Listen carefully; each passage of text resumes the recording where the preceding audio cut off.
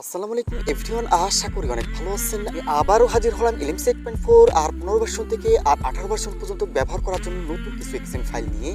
এক্সেন ফাইলগুলো দিয়ে কিন্তু আপনি হিউম্যান ফটোগ্রাফি করতে পারবেন। অলরেডি কিন্তু আপনার ফটোগুলো দেখতেই পারতেছেন কতটা প্রিমিয়াম কোয়ালিটির ফটোগুলো কিন্তু আসতেছে। অ্যান্ড এক্সেন ফাইলগুলো কিন্তু আপনি ব্যাক ক্যামেরা এবং ফ্রন্ট ক্যামেরার সাহায্যে কিন্তু হিউম্যান ফটোগ্রাফি করতে পারবেন। একেবারে ডিএসএলআর কোয়ালিটির কিন্তু ফটোগুলো আসবে। এছাড়াও আপনি day side, night side, macro ফটোগ্রাফির জন্য কিন্তু এক্সেন ফাইলগুলো চাইলে ব্যবহার করতে পারেন। এই এক্সেন ফাইলগুলো কিভাবে সেট আপ করে ব্যবহার করবেন সবকিছু বিস্তারিত দেখিয়ে দেবো। আমাদের এক্সেন ফাইলগুলো যারা ডাউনলোড করে ব্যবহার করতে পারে না, তারা এই ভিডিও ডেসক্রিপশনে একটা লিঙ্ক দেওয়া থাকবে, ভিডিওর লিঙ্ক।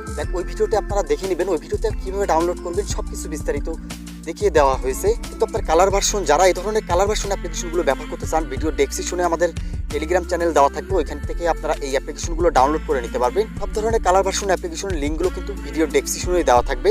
দেখতে পারতেছেন এখানে যে এক্সেন ফাইলগুলো দিতেছি, এই এক্সেন ফাইল দিয়ে কিন্তু আপনি day side, night side, human ফটোগ্রাফির জন্য কিন্তু ব্যবহার করতে পারবেন। চাইলে কিন্তু আপনার ম্যাক্রো ফটোগ্রাফির জন্য কিন্তু এক্সেন ফাইলগুলো ব্যবহার করতে পারেন। খুবই প্রিমিয়াম কোয়ালিটির কিন্তু ফটোগুলো আসবে। অলরেডি কিন্তু আপনার কালারগুলো দেখছেনই, লাইট রুমের প্রিসেটের মতো কালারগুলো কিন্তু আসতেছে। চ্যানেলে যদি নতুন হয়ে থাকেন অবশ্যই চ্যানেলটি সাবস্ক্রাইব করে দেবেন আর পাশে থাকা বেল আইকনটা প্রেস করে রাখবেন।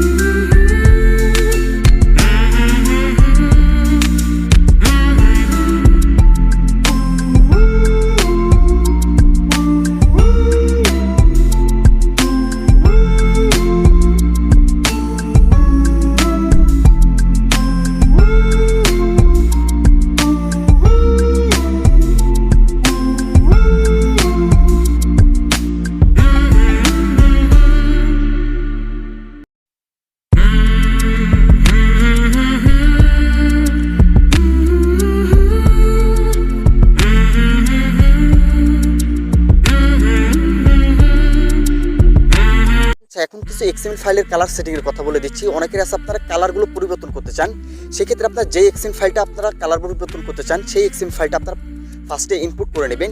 ইনপুট করার পরে এখান থেকে আপনারা সেটিং অপশনে চলে আসবেন।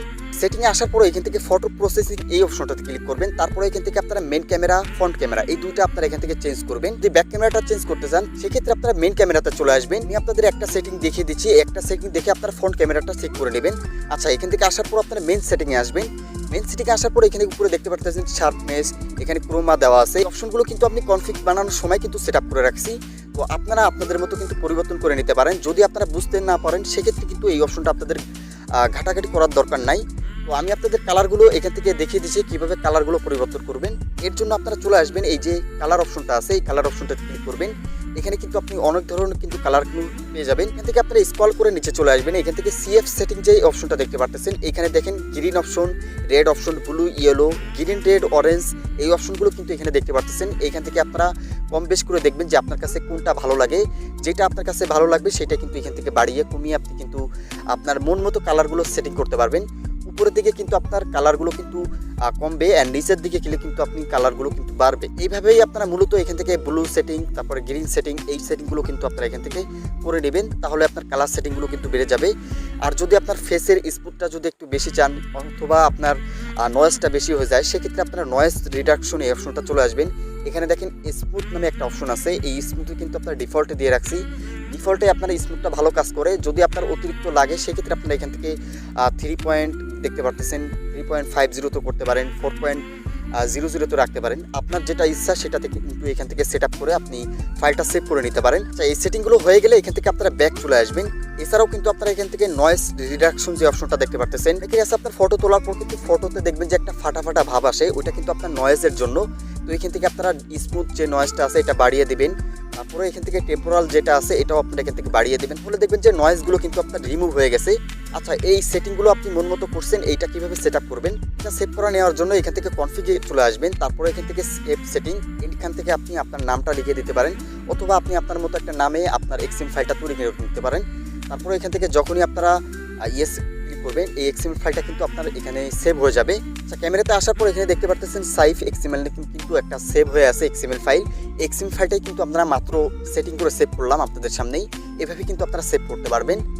এক্সএমএল ফাইলগুলো যদি ভালো লেগে থাকে অবশ্যই ভিডিওতে একটা লাইক করে দেবেন, আর কমেন্ট সেকশনে আপনার মতামত বলতে ভুলবেন না কেমন হয়েছে এক্সএমএল ফাইলগুলো। আর যদি চ্যানেলে নতুন হয়ে থাকেন অবশ্যই চ্যানেলটি সাবস্ক্রাইব করে দেবেন, আর পাশে থাকা বেল আইকনটা প্রেস করে রাখবেন, তাহলে আমাদের নতুন নতুন এক্সএমএল ফাইলের ভিডিও কিন্তু আপনার কাছে সবার আগে পৌঁছায় যাবে। তো দেখা হবে, কথা হবে নেক্সট কোনো কনফিগ ভিডিওতে। ততক্ষণ সবাই ভালো থাকবেন।